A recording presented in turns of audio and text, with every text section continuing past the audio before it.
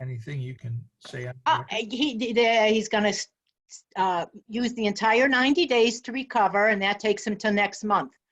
But he was going to try to come on tonight. He'll be back. Good. Ready. Missed.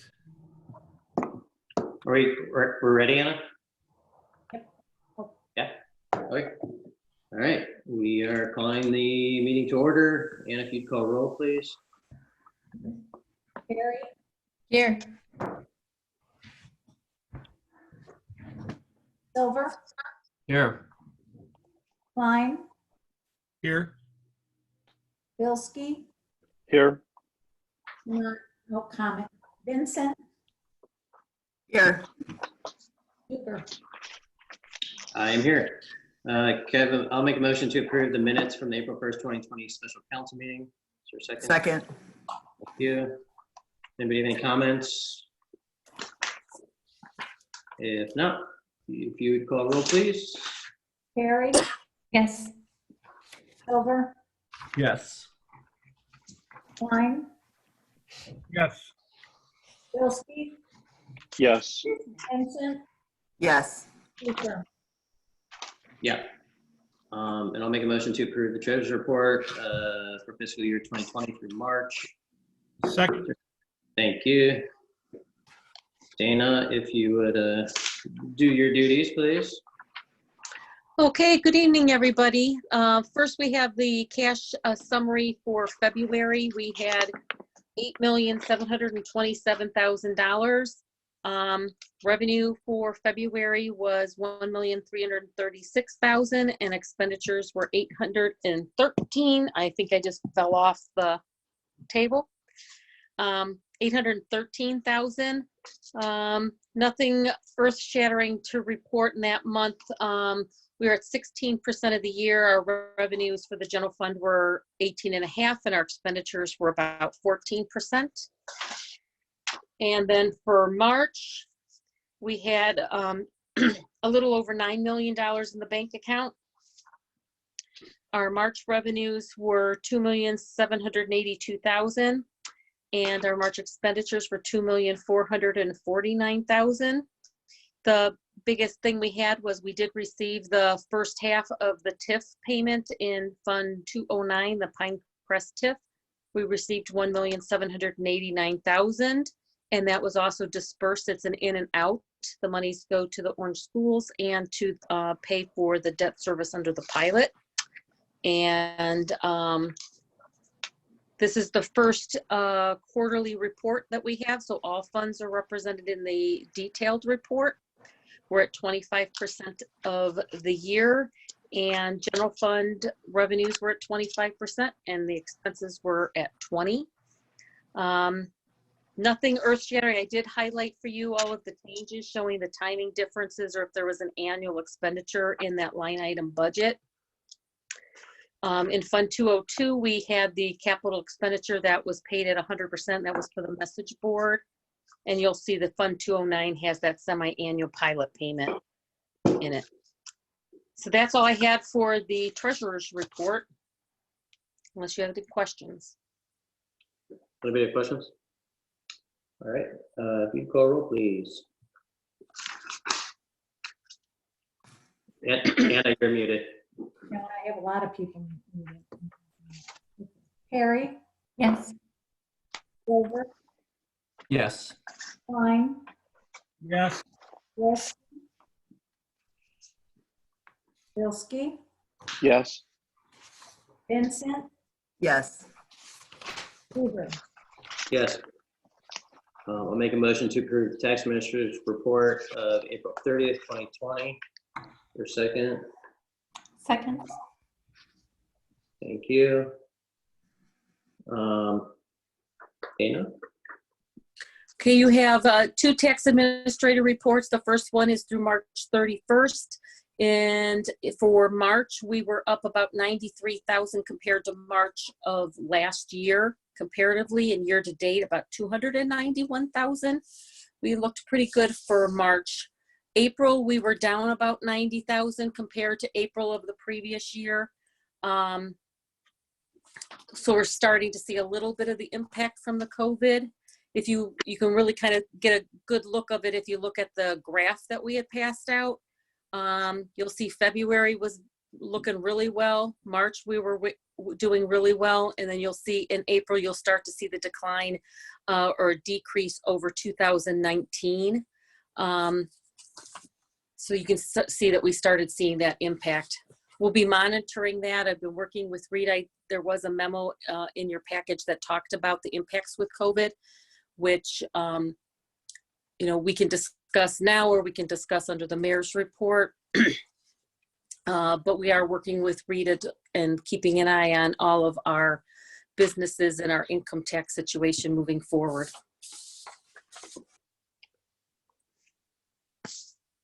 All right. Did we have to, Steve, did we have to approve the treasurer's report? You for, like, should. the month that we didn't? You did. Oh, the last month? Yeah, the last You one. you should take a motion. You can approve them both at the same time. Okay. All right, we'll go back and do that. But anybody have questions on the tax administrator's report of April 30th? The only question I had, it isn't really about the report itself. It's about what Dana has heard at all from Rita, and I'm sure you've talked to other communities. What are they seeing and what are they anticipating? Yeah, we know a lot about what's going on. We can talk about all that in depth. Yeah, let's save that for the mayor's report. Does that work, Mayor? Good? Yeah. Okay. Any other comments, questions? If not, Anna, if you'd call roll, please. Carey, Yes. Silver, Yes. Klein, Yes, Yes. Vincent, yes, Huber. Yes, and I'll also make the motion to approve the tax administrator's report of March 31st, 2020. I'll second that. Thanks. And if you'd call roll on that, Anna, please. I have somebody coming in. Wait 1 second. Okay. Okay. Carey, Yes. Silver, Yes. Klein, yes, Bilski, Yes. Vincent, Yes, Huber. Yes, and then I'll also make the motion to approve the treasurer's report of fiscal year 2020 through February. okay. Second, anyone? I'll second it. Oh, thanks, Lisa. All right, Anna, if you'd call roll on that too, please. Carey, Yes. Silver, Yes. Klein, Yes, Bilski, Yes. Vincent, yes, Huber. Yes. Discussion of the bills to be paid in the month of April in the amount of $150,006.56. And additional March expenses in the amount of $1,879,918.78. Is there anybody have any questions, comments on that? Obviously, the big number is the TIF payment. Well, I bring your attention to the fact that 1.5 million of that was the TIF payment. All right. If there is nothing, we will move on. I will make a motion to authorize the village engineer to prepare plans and advertise for bid the 2020 Asphalt Road Program. Can I say something just to introduce the next couple of motions? I don't know if anyone would have even raised the question that I'm about to address, but while it may seem odd, as everybody is sort of being conservative and careful right now, so are we. But I do remind everybody that these projects that were the next two motions specifically, the asphalt concrete, this is the infrastructure work that we plan to do this year. It may seem odd, somebody might wonder why we're going ahead now, but we have a dedicated revenue source for our 406 fund, and it can only be used for infrastructure projects. So we're hoping that the prices might be lower at this time. We also have earned some awards from the county to get back a 50-50 on the materials for some of these projects. We expect to defer anything else. We will have about 500,000 or 600,000 leftover balance in the 406 after this. And we plan to keep it that way. That's where the money would have been for the Orangewood Trails if we had gone forward, or, I mean, these are the must-do projects this year. We can wait on, we can just hold on to the money even though it's not to be used for anything else. We'll get into the money discussion in more depth in a few minutes. And then the last item, which is to put in the sanitary sewer line, we are moving that ahead. That is relevant to the restroom project. We're not jumping into the rest of that. Everyone else is moving slowly, so we can't get the partners we need to help us move ahead. So we're going to do this now and pause because we don't want to tear up the parking lot again. So since we're doing the parking lot, now's the time to put that under. So these projects total about 400,000. 20 of it comes from the 403 for the bathroom, and the other 380 come out of the 406. We will have about 600,000 in there that we're not going to touch for the rest of this year or don't plan to right now. And again, that is not money we can use for other expenses anyways. We're lucky. Thank you. Now Brian and Bob can tell you exactly which projects if you want to know more detail. Well, let me get a second first. Second first. Yeah. All right, Yeah. Jed has the second first. All right, so Brian, Bob, either one of you want to discuss the asphalt road program? Well, I'll take care of it. The asphalt program is basically the village hall, the parking lot, White Drive, and the fire station drive, doing an overlay, actually a resurfacing of that lot. I mean, I think anybody that walks out there sees it's in pretty bad shape. That was our big project for this year. The other part of the asphalt program is just paving over the service, where all the service department guys are parking. It's just grinding right now, so we're just going to put a topping on that. We do have some of the miscellaneous repairs. We have that targeted. There will probably be some repairs, minor ones on Miles, a few of them on Brainerd. The ones on Brainerd, we have a 50-50 application in with the county. We're waiting to hear from that, which would be the resurfacing of Brainerd from Miles to Emory. If we did get awarded that, that would be next year's program. That's the target year we put in for that. So anything that we were planning on doing on Brainerd would just not be non-performed for this year. That's pretty much the program for the asphalt this year. Thank you. Anybody have questions? I do. Yeah, on the sheet that I'm looking at, it says 2019 asphalt road program. It's 2020. It is 2020. Okay, so we just probably want to clarify that. And then also, are these, once we get the bids, is this work that is able to be done with everything closed and everything going on? Is this work that is considered necessary work to move forward? All construction right now is deemed essential. All construction is taking place, just like the trails are taking place right now. The one thing I can say with the asphalt program is, with the prices of oil and everything, there is some anticipation that asphalt prices will be dropping. So we could actually see, we have a bid coming in another city this Friday. I would like to see where the actual numbers are starting to come in at. And I do believe asphalt will be going lower as the year keeps going on. Stacy, this is also a motion to have Brian go ahead and draw the plans and go out to bid. It will come back before council before the contract is let. Thank you.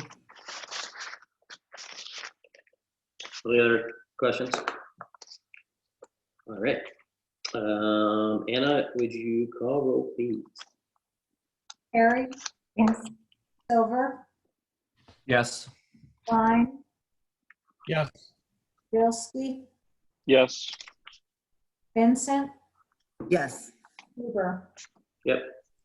I'll make a motion to authorize the village engineer to prepare plans and advertise for bid the 2020 concrete road program. I'll make a Second. motion. What's that? I'll make a motion. Oh, I already motioned. Second, Lisa? Sure. Okay, thanks. All right. For Ryan? this, yeah, just for this program, it's, obviously it's a very small program. We're looking at just repairs mostly on Lander Road. And as the mayor said, under our county maintenance program, the material costs for anything spent on Lander Road, as just like the asphalt program and Brainerd, but anything on Lander with the concrete program is material cost is reimbursed through our maintenance agreement, or the award that we got through the county. As you see, the other aspect is when we're going to resurface the service department parking area, that's where their dumpsters sit. We're going to put a concrete pad for the dumpsters. Obviously, they throw a lot of heavy garbage in their dumpsters. We don't want it sitting on the asphalt and just having it belly out or get damaged every time it gets dropped. So we're going to put a concrete pad in for those. Outside of that, we just have some miscellaneous repairs here and there and some miscellaneous catch basins throughout the village just to get repaired. So that's the whole project this year. Brian, I have a question for you. Mm-hmm. For the asphalt work that's being done in the service department area, is that all heavy duty or deep strength asphalt? What are you going to be speccing out? We don't need to go real heavy because the grindings that are there are about, Bob, you can agree with me, about 15 inches thick. So just a few inches of asphalt is going to be more than adequate. We drive trucks on it already. Yeah.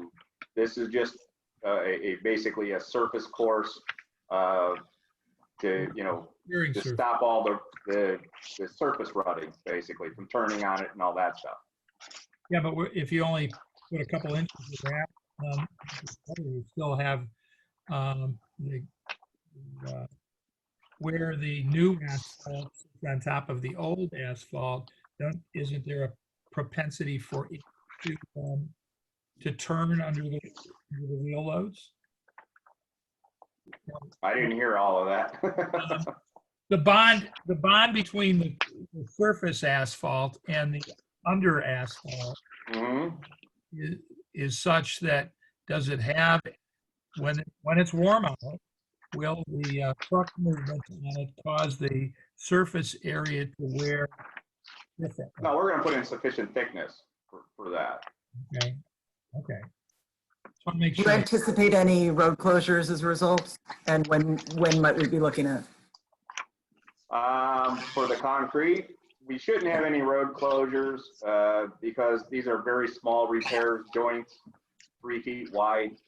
As of right now, with such light traffic, it's actually an ideal time to do it. But the concrete program, as is in the letter, the concrete program, we don't want to be in conflict with the trails, which is starting on Monday is going to start going up Lander Road. So we don't want to try to be working on the road where they're working on the side of the road. That's going to be delayed until they're off of Lander Road when we actually bid this thing. But didn't you do that at the intersection of Brainerd and Hiram Trail? You did concrete repair to the road at the same Well, time? we did that, the hill there, because we were down to one-way traffic already. We took advantage of that. On Lander, they're going to be maintaining traffic because if that's not going to one way. Oh, okay. Thank you. Any other comments, questions? All right, and if you call roll, please. Harry, Yes. Silver, Yes.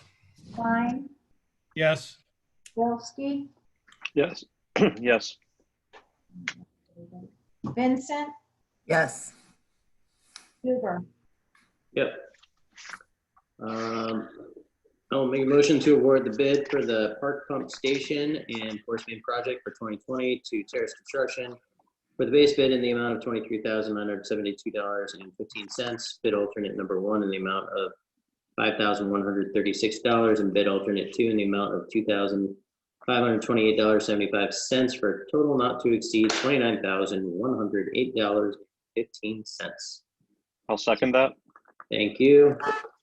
This is the portion for the bathroom that gets it under the parking lot so that we don't have to tear the parking lot up again. And then we will sit still. That being said, Mayor, do we need to build the pump station at this time, not just put the piping in? What? Bob, you answer.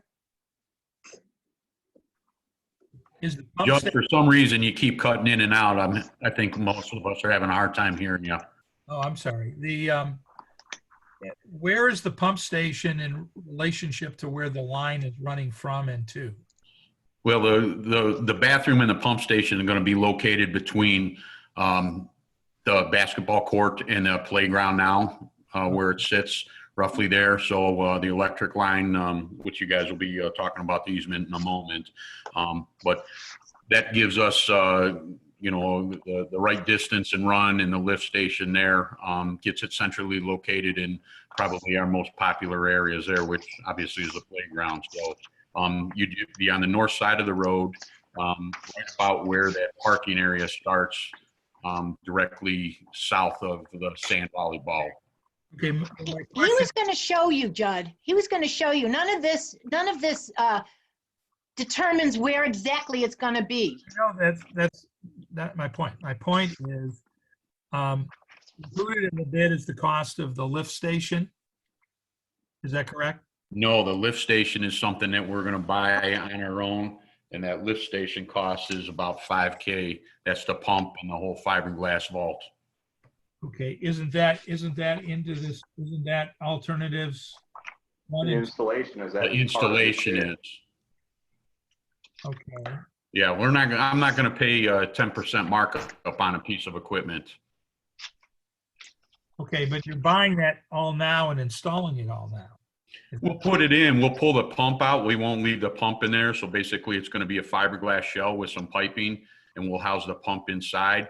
Our concern is that, we're going to run a force main underneath, which goes from basically the Park Drive underneath the parking lot to the south side of the Muni Center. And we Right. don't want to have any issues there where, we redo the Muni parking lot and then do the force main, and all of a sudden we have to dig up because there's a problem. I understand running the piping. I'm just questioning why we need to install the lift station. Well, we certainly can, but the idea is we try and get that into it so we can run a test and make sure that line's pressurized and we don't have any issues. And, the plastic tank is a plastic tank, not a big deal. We'll keep the mechanicals out of it. Okay, thank you. Yep. I have a question too. The terrace construction, I know the original bid was almost 26,000, and I know they came down, but the differential between the 19 and the 23 is still pretty significant. Can you talk about that? I'll defer to Brian. I think he captured it in his recommendation, but there were some changes in what they were planning on doing to give us a better product, an overall better project as well. The reason it came down is their backfill around the vault and pump. They were planning on using low strength mortar, basically a flow fill to backfill with because of the fiberglass. Kind of a little overkill. But they didn't want to just use the earth that, because you have to tamp it all in place with a fiberglass shell. It could easily get ruptured. So we're going with just a 304 backfill. This is basically a stone backfill. It's easily compacted. And they credited us some money off of their bid to do that. So it's still an upgrade though from what your original estimate was. My original estimate was to use the in situ because it's out in the field, basically out in the grass area. If it sank a little bit, we fill in with a little bit of soil. Their major concern is trying to pack that in around the vault. And so that was the big differential in the bid. Thank you. All right. Any other comments, questions? All right, if you'd call roll, please, Anna.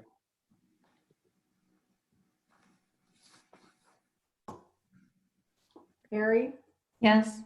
Silver, Yes. Klein, Yes. Yes. Vincent, Yes. Huber. Yes. Audience comments relating to agenda items. I don't think there's an audience. There is, speak now. So we will move to old business.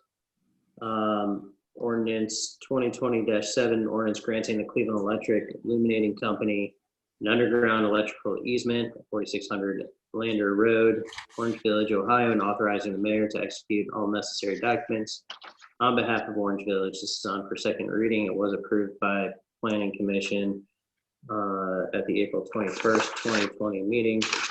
I'm going to make a motion to suspend the rules to pass that tonight. Is there a second? I'll second it. Thank you. And if you call roll on suspension, please. Barry, Yes. Silver, Yes. Klein, Yes. Bilski, Yes. Vincent, Yes. Huber.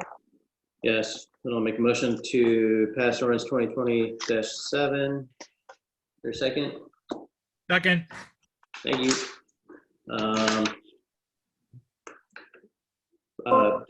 Bob, Mayor, who wants to speak on this? Anyone? Well, this is just so we can get the electrical back there when we're ready to put it back there. This just gives the illuminating company the easement that they require in order to give us the service.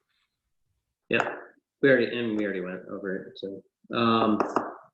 Anybody have questions, comments? Does this fall under that same 406 that you were talking about with the other? This will be 403, just like the terrace construction will, because these are pieces of the ultimate bathroom project. It could be 406, but our plan is 403, which is, you know, what it really is for. Anything This else? doesn't cost money. This doesn't cost money, Stacy. Yeah, this, Easement doesn't cost money, but the estimate for the electrical system from First Energy is 13,275, but that number isn't concrete yet till they get the easement stuff, they get everything back in, they check it, and they give us a final number. We're moving slowly on the pieces and parts for the bathroom. All right, if you'd call roll, Anna, please. Barry, Yes. Silver, Yes. Klein, yes. Bilski, Yes. Vincent, Yes. Huber. Yes. And moving on to ordinance 2020-8, an ordinance authorizing the issuance of notes in the amount not to exceed $5,500,000 in anticipation of the issuance of bonds and anticipation of the levy and collection of special assessments to acquire, construct, install, equip, and improve a recreational trail within Orange Village, together with all necessary and proper appurtenances. Retiring notes previously issued for such purpose, authorizing and approving related matters, and declaring an emergency on first reading. And I assume that's Matt. This is, yeah, there's a Matt's here for this. This is just the rollover of the money, the notes we borrowed for the trails, because we're not ready to go to assessment this year, so we're rolling it over one more year. The finance piece of it that's being rolled over and the amount is in addition to the 5 million. It doesn't have to come out from the 5 million. Matt, you want to talk about process? Yes, good evening. So these notes are scheduled to come due in August. as the mayor mentioned, the special assessment process we're guided by the revised code, and it's a fairly, we'll call it, restrictive process. At the end of the day, what we have to have in place in order to proceed with bonds, this ultimately will be taken out with a bond issue, a 20-year bond issue. But in order to start down the path of a bond issue, we have to have the project fully completed and all the costs determined. Then you have to go through a process of giving the property owners 30 days cash, an opportunity for them to pay cash. They're not going to be paying. This is Pinecrest is going to be paying the assessment, but you still have to provide them the 30-day window. And then you have to ramp up the bond process. So typically, in order to get a bond issue done by August, you'd have to have all the costs completed by right about now, by about May or thereabouts. And we're nowhere. The good news is that we're nowhere near that because you've been spreading the dollars of the project farther. As the engineer has mentioned to me, that you keep adding to the program and staying below the cap. That's all good news. The interest rates on the short-term notes continue to stay low, and interest rates on long-term bonds are going to be low for a long time to come. So I don't think you have any risk as it relates to the short-term borrowing, nor when the village is ready to do the long-term borrowing. I don't think you'll have any risk there either. And we would expect to issue the notes in August of this year, set them as a one-year bond anticipation note, have an optional redemption feature to that note. So if the village were to have that project all wrapped up early, we want to open up the window to go to bonds as early as we can to take advantage of any opportunity in the marketplace. So we'll leave the village a lot of flexibility. And Matt, are there buyers these days since we're not eligible to go through the Fed window? Yeah, interestingly enough, if you would ask me that question 4 weeks ago, I would have told you no. One-year notes were basically stalled 4 to 5 weeks or so ago. And they had been, as an example, at the end of February, notes were going for about 1%. 5 weeks ago, beginning of mid-March, I'll say, end of March, you couldn't even sell a note. And those who were trying to sell notes were selling them at 2.5%. Yesterday, notes were sold at 1.15%. So we're very close to being back to normal. And a lot of that has to do with what you just described, Mayor, which is the municipal liquidity facility is buying the short end of the yield curve, the 1 to 2 and the 3-year paper. That's helping prop up these short-term notes. Long-term bonds still haven't recovered on the tax-exempt side, but it's getting better. So again, rates on the short-term paper still attractive, and the long-term bonds, it's normalizing, and they're going to stay low for a long time. Stacy Vincent, this is Matt Stuzinski. He is our financial expert. It's very kind. He helps us with TIFs and things like that. We've met before, but nice to see you. Same here. Same here. Good evening. So Matt, if we did third reading in July, would that be okay? Yeah, that's fine. That's okay, fine. so we have lots of timing, Brandon, based on what else we have to do. Yeah, we started the process early just so that there's with the uncertainty of schedules where we were a couple, 5, 6 weeks or so ago, we just wanted to get the process started early. Why wouldn't we be done with it in June? We could have. We can. I'm just saying maybe we don't have to have a meeting next week, and I don't want this to be the reason we have to if we don't have to. We can keep it moving. All right. Any other comments on this? Thanks, Matt, for You're welcome. that. Moving on to the audience comments relating to matters which advance the good of the village. There is no audience. Moving on to reports and all that. Mayor, why don't you, if you're okay with it, why don't we do your report first again, just to give an update on everything. And great. And maybe I'll touch on some questions that people have for. Right. Yeah. Thanks. Okay, I do have a lot of items to bring you up to date on. Let me get the more mundane out of the way.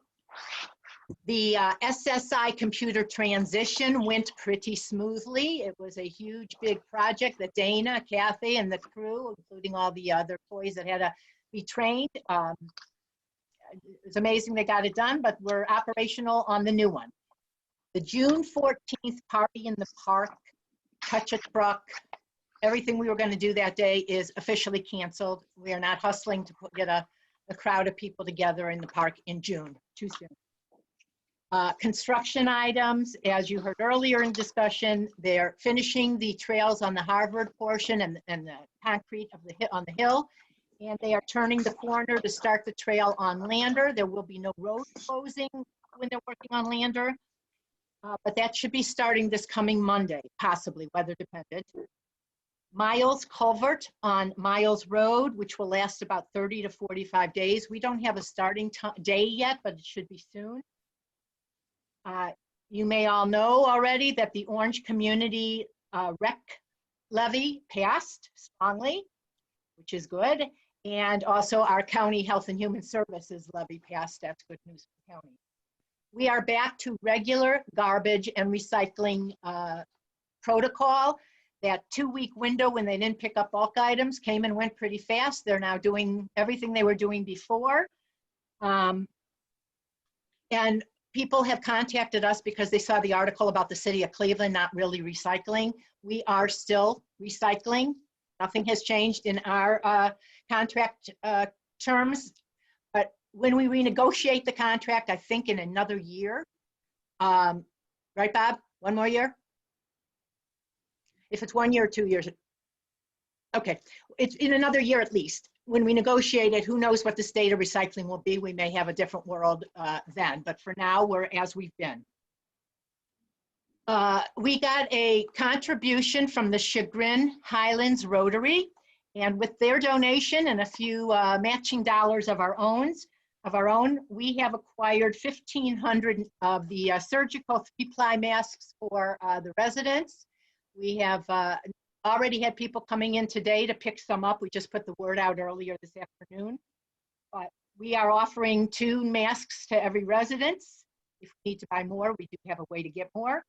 If you are in need of a face mask, you can stop by Village Hall, prove to us you're a resident, and we'll give you the 2 masks. If you have trouble getting out, if you're isolated or alone, call us. We will get it delivered to you, to the resident.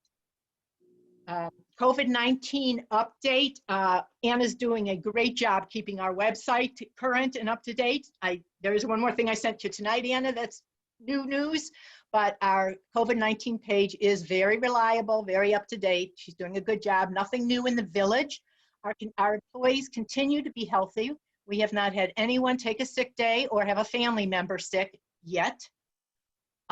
Everyone's following the protocols that our COVID-19 leader, Chief Wilson, has put into place. He gives the employees a letter every week reminding them about taking temperatures, wearing masks, keeping social distancing. The police department have their protocol. Their masks are worn in public, but if they go into a house, or it depends on the incident, they have to use some judgment there. And the service guys, when they interact, if they interact with residents, which they don't have to do too much these days. So as far as COVID, we do have the supplies. We do have the things that we need for our village hall, but we're just all keeping alert, keeping aware of what's going on, and everyone's turning on a dime as we have to. Everyone should know that the census form that they have to do has been extended. The response period is extended to October 31st. We had a very nice initiative take place in Orange Village last week at the request and suggestion of Lieutenant Mike Roberts, who came to me with the idea of doing a food drive. We extended it to the community, and in 8 days' time, our community gathered over 1,000 pounds of food and $1,500. So we delivered that to the Cleveland Food Bank, and then Lieutenant Roberts challenged Chagrin Falls, Moreland Hills, and South Russell. If you were to go on their Facebook page, you'd see a lot of friendly banter between the police departments. It's very cute. Lieutenant Roberts is known as Officer Woody, and I think today I read Chagrin Falls, you want to feed Orange Village, don't you? And they showed our picture. So that's just a cute little feel-good thing that is now catching on nearby. Thank you, Mike Roberts. On a feel-good note, this is Nurses Week, and so we do want to acknowledge and recognize all the Orange Village nurses who are keeping us safe and going to work. Pinecrest is going to have a food drive also. This will be a more regional draw, but Pinecrest is having a food drive. It's a touchless one. You can drive right through. They're going to have people set up. They're looking for volunteers. If any one of you wants to get a free lunch or a free breakfast, they're looking for people to sit at the tables to make sure that the people that drive through put the food in the right boxes. That will take place every day next week from 10 to 2. Bahama Breeze is closing permanently. J. Crew filed bankruptcy. We don't believe that Inca Tea is opening again. We don't know that officially. We just know that from employees there. The Pinecrest people feel comfortable that most of their tenants are going to still be there. Of course, they're nervous now. It's very, tense and scary right now, but they are comfortable that their project is going to be there strongly and that most of the tenants should still be there, but let's see how long this goes on for, and every day there's something else. We have opted to keep the playground. Well, we haven't opted. The playgrounds are still closed according to the state, but we had some debate about the pickleball court and we opted to keep it closed. The park is closed except for the trails as of now. Real estate payments have also been delayed now until August 13th. I think I said that before, but that will show some delay in our revenue as well. I would like to read this letter that I received because I think this should make everybody feel good. We've lived in Orange for almost 9 years now. And while our daughters loved going to Orange schools, we didn't feel much of a community attachment. That has changed over these last few months with the near completion of the trail. Whether it's when I go for a run, my wife walks the dog, or we just go for a nice walk, we meet, smile, and talk with Orange neighbors whom we rarely, if ever, confronted. What a wonderful community builder the trail is. I don't know how other Orange residents feel about the trail and the compromises that had to be made to get the money to build it. But from our vantage point, and I think from a community perspective, it is an excellent addition to our community. Its completion, in a way, has inspired us to do some remodeling and commit long-term to Orange Village. Good work, that's pretty cool.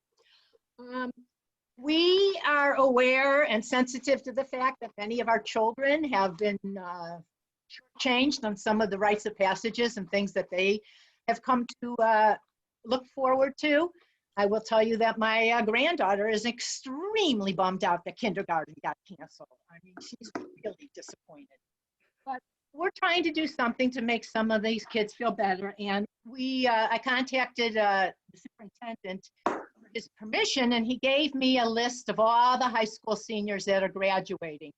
And while we don't have all the details worked out or anything, and Anna's working with Stacy also on this, we are planning to scroll their names for a certain period of time every day so they can come by and see their name. And we're working on that. It's not all worked out yet, but hopefully we'll get to that point that we can do that. I've also had another mother contact me about a parade. We have some concerns about that, but I think we can work through them. She told me it would be with parents in the car. So Stacy, I can talk to you about that too. But as far as COVID, we're all in our routine. We're all just doing the protocol. Everyone's at work.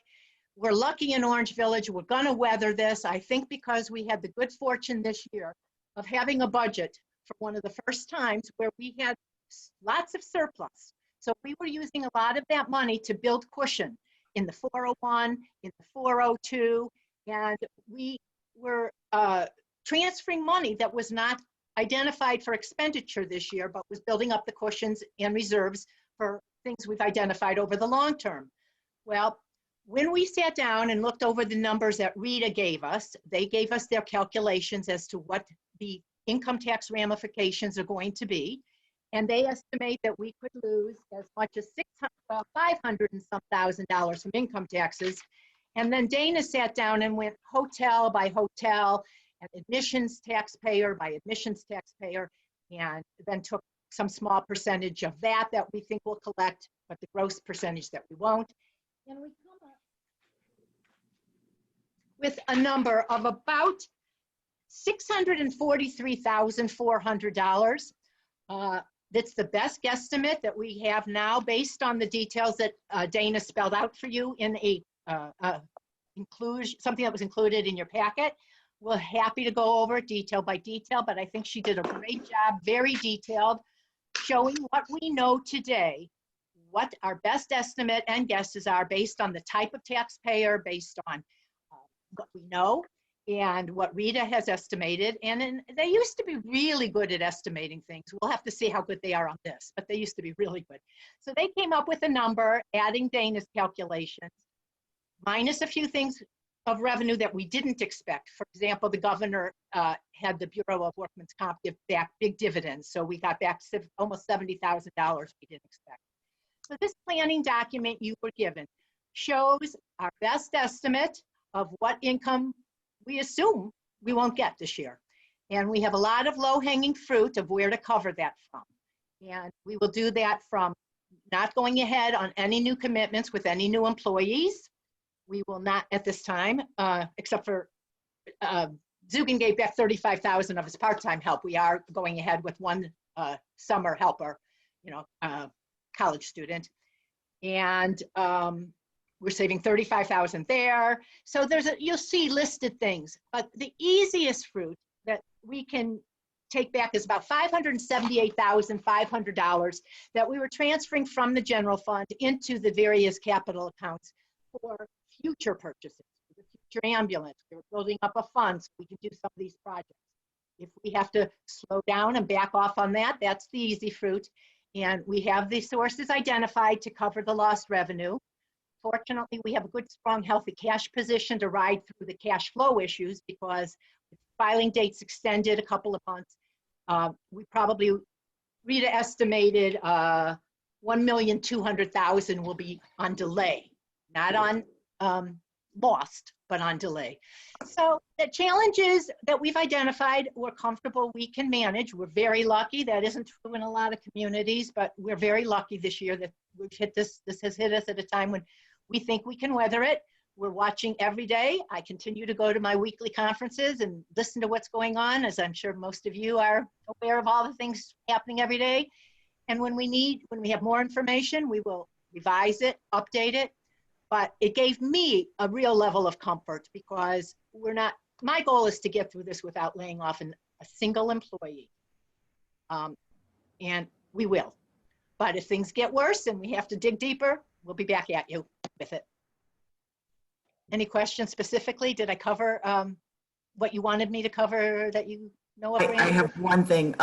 Well, first of all, thank you, not only to you, Mayor, but to all who have served on council before and had the foresight to build up this reserve to make sure we're in the position we are today. So thank you all for that.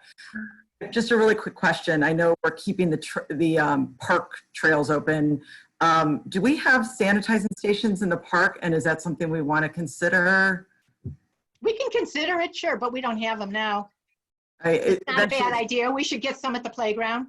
We'll have some in the new bathroom. Okay. So just as, they're not terribly expensive and I think would be wildly appreciated. So, and then I wanted to clarify one thing you said, and I'll get to the rest of it in my comments, but you mentioned about the sign, and just since you brought it up, we are not looking at just the Orange High School graduates. We're looking at all Orange Village and any graduates that are, private schools. But we don't know about them. I only have the Orange School list. Well, Anna's going to start putting out communication and try to get what we can. You guys will still talk, but we think we can do something like that. Thank you. Thank you, Mayor. Okay. We will move on to comments by council members. Ms. Perry. Great, thanks. The Garden Committee met for the first time last week. We have filled all the plots. Thank you, Anna, for all your administrative work on making that happen. It's going to be a little bit different year at the garden, but we were strategizing with gardeners how to maintain safer distances, social distancing, cleaning the gate or not touching it if possible, that if they use tools in the shed to, sterilize them themselves or consider them contaminated. I still think it's also important in the garden, but also when we're using our community paths to have a mask available. So it's a hard change to wear a mask ever, but I think it's polite and courteous to other people if we are closer to other people, which sometimes our paths are close enough that you can't maintain a safe distance, to have something to throw over your own mouth to protect the other person, but it also protects you. So if we all wear a mask, we are all protecting each other the best that we possibly can. So those are things we discussed at the garden meeting. It may be a little bit different year. We asked gardeners if they got sick to please let us know so that we can either help maintain their garden or close it up this year. And if they needed help, we have people who will jump in and help everybody. So that's the garden. It's great to be able to be open that this year. Thanks, Lisa. Anything else? No, I think the mayor covered all the finance information. Just to reiterate, like, the money that we are spending isn't money that we can spend, coming out of the 400 accounts. It's so it makes sense to move ahead with some of those things, and the committee members of finance agreed with that too. But we are going to keep a close eye on the finances. If things get worse, I'm feeling pretty confident that we have things that we can dig into, like the mayor said, dig a little deeper without cutting payrolls and things like that. So that's encouraging. We are very lucky. Thank you. Mr. Silver. Yes, thank you. It's nice to see everybody. Well, not in person, but nice to see everybody here. Hope everyone is healthy and staying sane, more importantly. One thing I wanted to bring up, something I was thinking about recently, I was thinking about how we as a council could maybe, if there's anything legally we could do in response to the COVID crisis. And one thing that kind of came to my mind was the possibility of requiring restaurants, once they are reopened, to have some sort of a hand sanitizer dispenser or one of those stations, either mounted on the wall, the freestanding stations right at the entryway of a restaurant. So just something I kind of wanted to put out there. I was thinking maybe wait a little while, because I know the governor was going to provide some more guidance coming up here in the next week or so about restaurants reopening. But it's just something I thought I would put out there, see if anyone has any thoughts on that. From a financial standpoint, I looked on Amazon. They're not that expensive. I think for a wall-mounted one, it's like $50. For a hand sanitizer dispenser, the freestanding ones are a little bit more, maybe 100 or 200. But I think it's just something that we could do to show that, we're interested in protecting the health of restaurant patrons in Orange Village.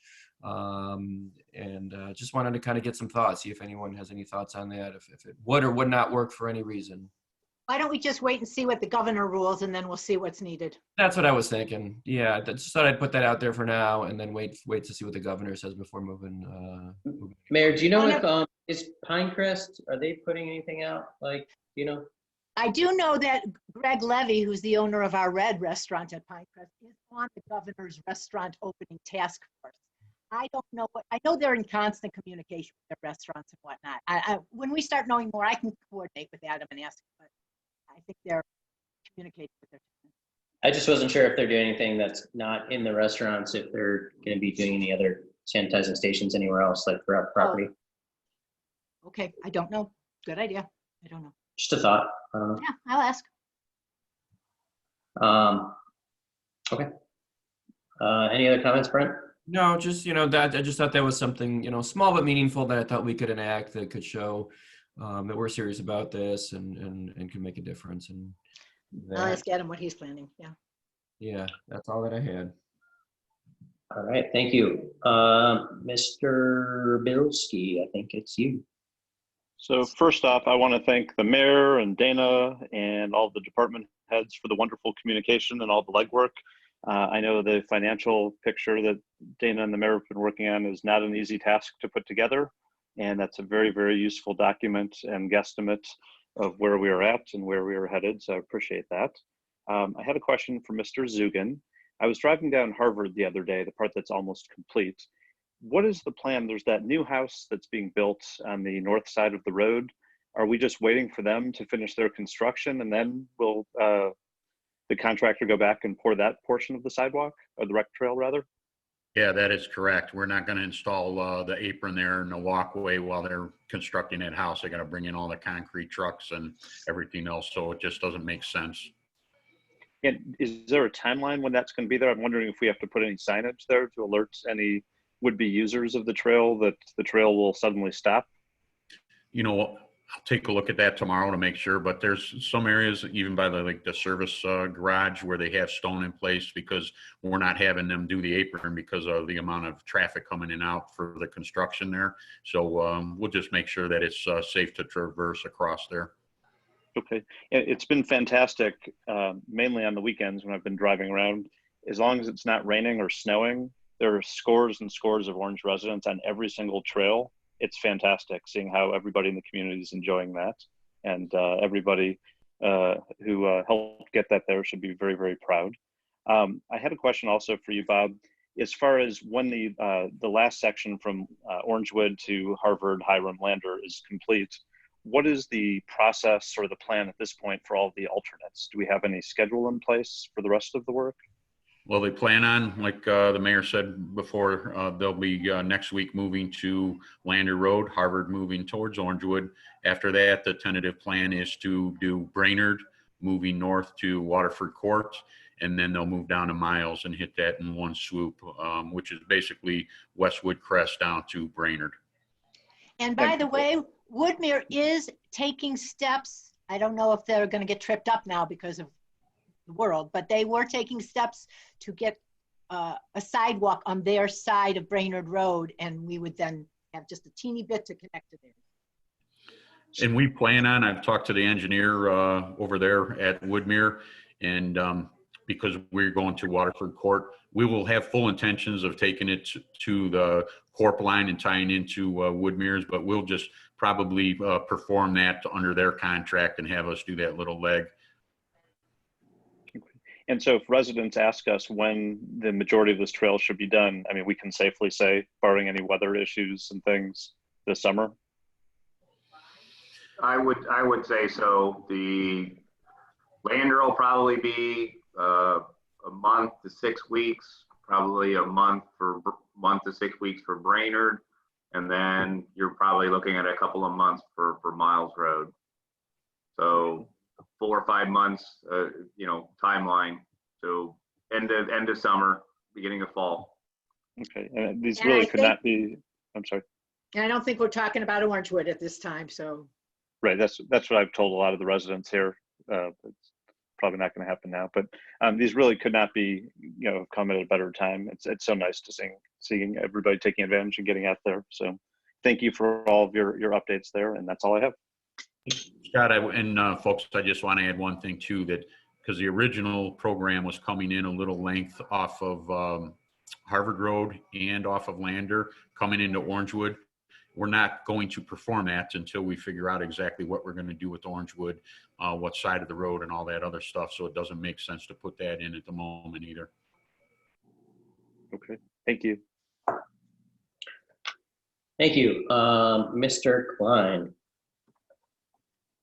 Well, first of all, it's really great to see everybody, if nothing else on video, that you're all seem to be healthy and well and surviving.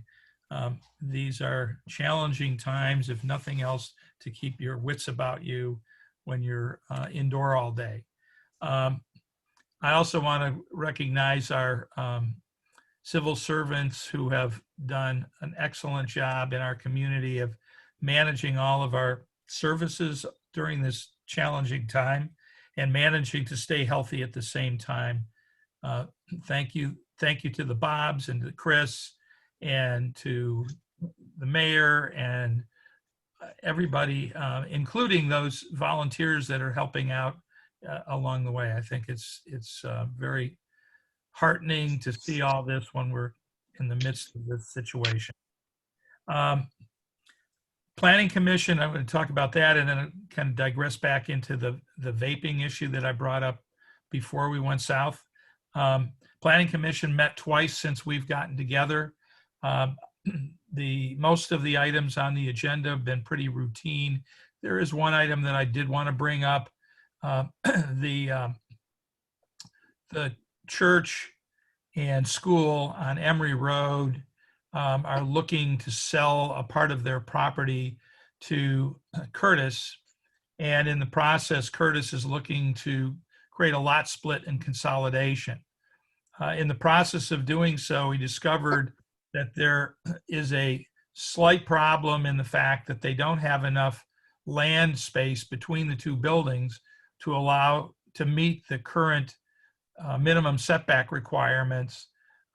And so they're going to be probably looking for some kind of a variance or I'm have to. sorry, Judd. Yes. Randy called me up and said, guess what? There is another driveway on the other side that we didn't see that night. Well, I thought there was. Okay. Yeah.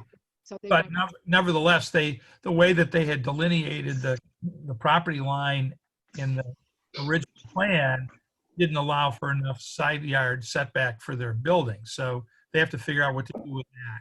But they're going to eventually be, I think, we'll have to come to this body to get approval for some kind of variance for that separation. The other, we met last night as well. I have to tell you that the houses in the Lakes of Orange are selling like hotcakes. 3. They've sold 7 in the last 4 weeks, and they have contracts out on other ones that are going to close on them. We approved plans for 3 homes last night, one of which we asked the applicant to make an adjustment to their plan to mitigate the potential for a required variance for a deck. And I just want to bring it up for a point here at council. If the homeowner elects not to rotate the house to maximize the space for the deck, at some point in time later on, they may come here for a variance. It will become a variance required by a hardship of their own making. We showed them how to change it, and it's a little bit disconcerting when you have that and someone decides to balk at it. So we're hopeful that they will take the direction that we gave them last night to rotate the house so they can avoid a potential problem with a setback. I thought we were gonna do something so they couldn't have the variance, right, Steve?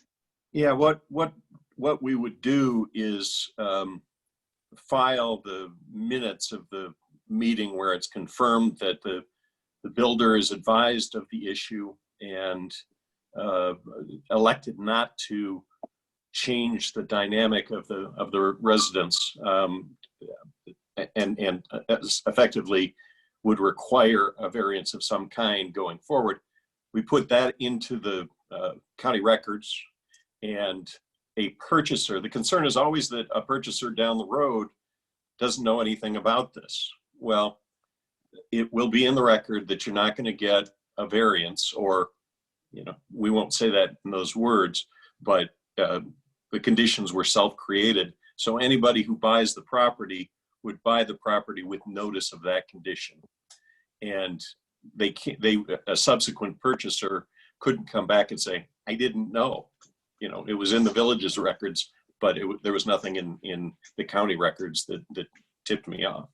So nonetheless, if you have a living, breathing resident and taxpayer, they're going to ask you for relief, and you'd have to say no to them and say your builder and the first purchaser of the lot created the condition with knowledge. So I just wanted to bring it to the attention of council, because we've had some of these conditions before over at Lakes of Orange. We're now scrutinizing these things more carefully to ensure that we don't have to create variances for properties in order for them to accommodate a deck. And this was the first one that was sort of clearly obvious that a simple change would result in not having a problem. So that's the reason I bring it to your attention. The rest of the discussions, both at both meetings, were fairly nominal stuff, some house additions and so forth. Judd, can I just interrupt for a quick second about your previous point? I just want to give some perspective to the council people on board that when I first started on council, it was very, very extremely rare for council to ever approve a variance. That we have been approving variances very, it's not as stringent of reasons that we used to hold for our residents when they asked for variances compared to now. So knowing that, maybe the developer knows that too, and it's like, oh, it's no problem to get a variance. So I think it's an important point you bring up, Jeff. Yeah, I think you're absolutely right, Lisa. I think that we've been so accommodating that they go in informing their prospective buyers that they could get a variance. And I don't want them to have that opinion that it's a cakewalk and it's just an automatic, they're going to get an automatic pass on it. But this one was particularly interesting because it was so obvious, and that's why we brought it up. The other thing I wanted to bring up is, as you may recall, several months ago, I introduced some discussion in regards to the creation of an anti-vaping ordinance. One of the things that I observed while in lockdown in watching TV, I never saw so many advertisements for vaping devices. And you could tell who they're geared towards. You see that who their prospective customer is. And I think we still need to think about how do we short circuit that and change behavior. I wrote up some ideas. I shared them with Brandon, the mayor, and Steve Byron. We'll talk a little further about them. I'm not sure that they all can hold up to any kind of scrutiny, but it was a point of having a starting of a discussion about how might we enforce and what we might enforce relative to it. And I think I forwarded it to the chief too. Yeah, I asked you to forward it to the chief because I couldn't find his email address. I don't know why, but it didn't pop up, so I sent it to you as well. So in the future, near future, we'll have some further discussion on it and craft something that makes some sense before it comes back to council. And with that, happy 6th of May. 6 de Mayo. Thanks. All right. Thank you. And Mrs. Vincent? It's great to see everybody. I apologize if the internet does not hold up. We have 3 people currently on Zoom calls in our house, so hopefully it'll last for the duration of these calls. Along with Nurses Week, it's also Educators Appreciation Week. So I'll get to the school report first. Everything has gone virtual through the end of the school year, obviously, per the governor's announcement. Friday, May 22nd is the last day for any new remote learning instruction, with teachers offering ongoing support to students through May 29th. The high school graduation will be produced virtually on May 1st at 6 p.m., so tune in. And there's still hope that there will be an maybe diploma pickup in some way, shape, or form in mid to late June. So hopefully we'll see. We'll definitely hear more details about that as we move forward. And details about the graduation ceremony itself will be rolling out in the days ahead, but there are lots of nice surprises in there, so tune in. This week, students are picking up their caps and gowns, and undergraduate students are retrieving locker belongings, all orchestrated to maintain a safe and social distance and make sure everybody keeps safe and well. Financially, we expect to hear more when the treasurer presents his 5-year forecast to the board. He does that every May, so we will hear that in the next couple weeks, as well as an update on where things stand with the planned levy, which may be pushed back that as well. Dr. Campbell also reported at the last board meeting on a territory boundary issue, which doesn't affect Orange Village, but I think it's important that we're aware of it. It does involve a handful of Orange Schools families who reside in Pepper Pike, but the homes that are on North actually cross over the school district boundary to Beach. So the 2 school districts and their families are working through it now. The families have requested a territory transfer so that they could remain in the Orange school system. So just something to keep an eye out on. And that brings me to comments about 2 items that I think merit discussion. I'd like to make my comments first. I'm sure there will be reaction, and then obviously I'd be happy to entertain any questions or thoughts afterward. So just bear with me on this if you would. I know we have a long way to go in this fight against COVID-19, but I also think it's time that we recognize how far we have come. Our Fire Chief Bob Wilson, obviously managing the village's team efforts, shared in his most recent update, and if you'll allow me to paraphrase, he said, "We've done a great job of weathering this pandemic by staying healthy and taking all necessary precautions to keep us all healthy without any of our employees or their families becoming sick." I'm going to differ with him a little bit because I think he's been far too modest and too humble. Our village employees have done an extraordinary job of staying on top of this situation, risking their own lives on the front lines daily to keep all in our village safe and healthy, and still trying to keep everybody happy too. And that was so clearly visible. Even just this past weekend in the faces of the kids who saw the Orange Village fire truck show up for a couple days in our area, these kids who don't have a chance to celebrate, and there's the Orange fire truck and they're just beaming, and it's a wonderful thing to make their birthdays extra special in that way. And that is community. And it's not just limited to our village employees. We have everyday heroes throughout our community, and even right in this group on council that have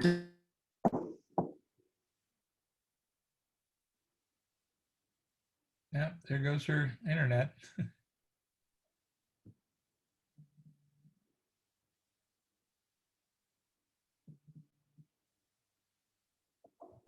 Okay. So, now what?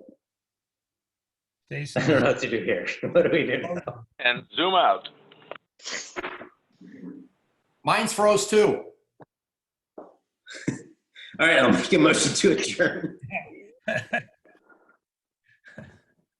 I wonder if she has to call back in.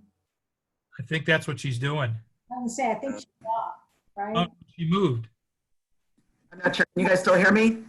Okay. Yeah. I think I went away for a little bit.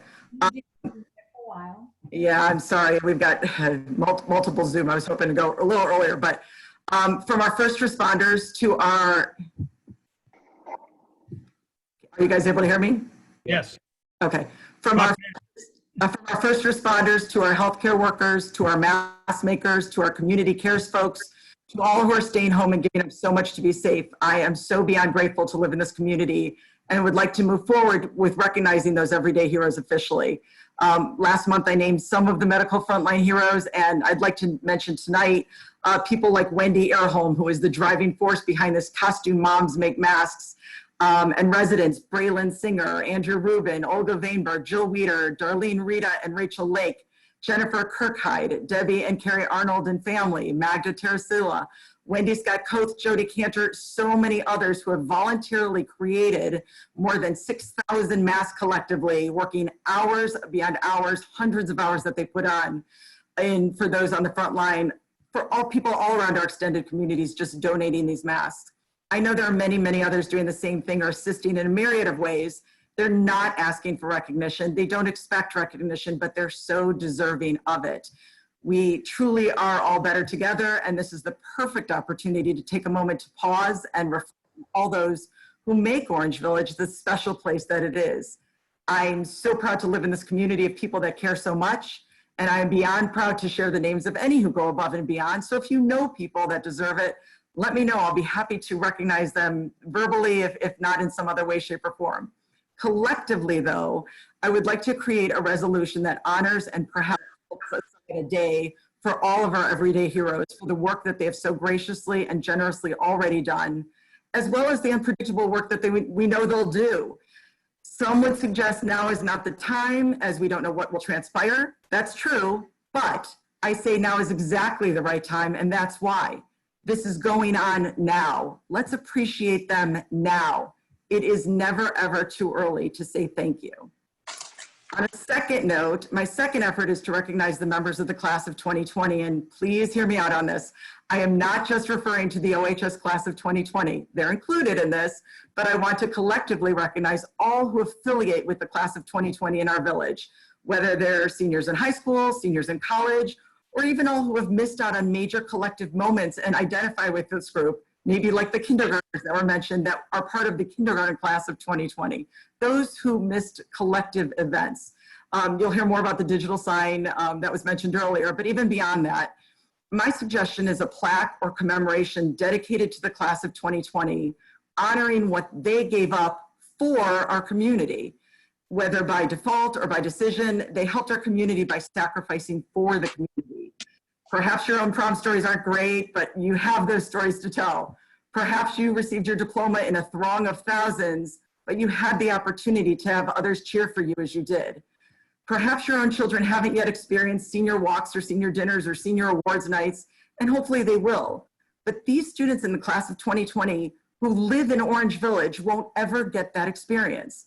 Let's recognize that by giving them something to commemorate what they gave up, so that years and years from now, when they bring their children and hopefully grandchildren back to this, as we call it, the community for all generations, they can profoundly recount the story of surviving this pandemic and how their hometown, Orange Village, remembered what they gave up. Let's mark this milestone in their lives, literally and figuratively, by giving them a positive memory marker to hold on to.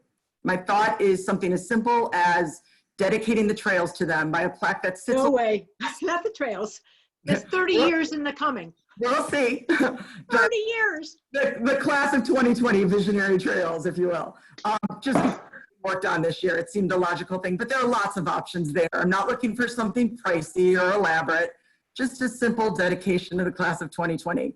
I thought of the trails because they're synonymous with Orange Village, just like these residents are both culminating in 2020. Let this be the walk they didn't get. Let this be their pathway to the future. Let this be the antithesis to their proverbial road not taken by mandate. Our trails run through the heart of the village, just like our residents in this class of 2020 represent the heart and future of this village.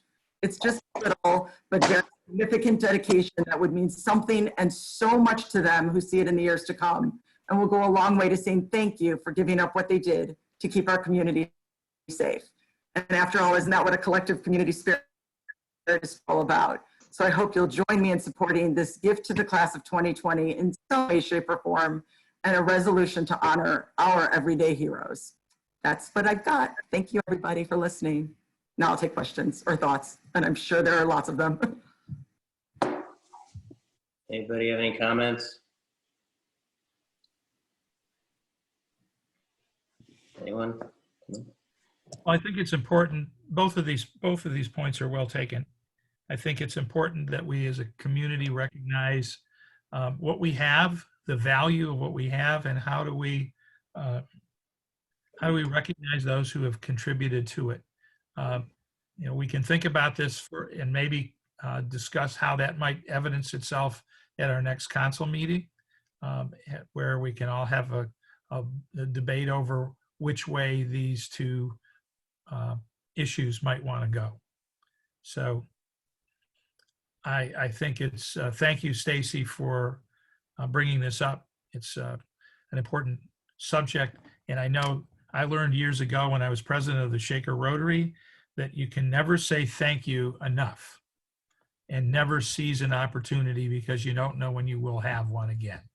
So that's all I have to say about it. True. Thank you, Chuck. Comments, anyone else? Okay. Thank you. Comments, Stacy? No, I just want to say thank you to everybody. Okay. I don't have any other comments, and so I will make a motion to adjourn. Second. Thank you. Brandon, we'll talk if we really need a meeting next week, or do you want to have one anyways? Let's talk this. Let's talk. We'll talk in the next couple days and kind of see what we have going on. Sound good? Sounds great. All right. Thank you all. Oh wait, I'll make a motion to adjourn. Is there a second? I think there already was a second. Oh, I okay. seconded. Oh, thanks, Scott. All right. Anna, if you'd call roll, please. Eric, Yes. Silver, Yes. Klein, Yes. Bilski, Yes. Vincent, Yes. Huber. Yep. All right. Thank you. Good night, everybody. Night. Well, everybody. Stay safe, everybody.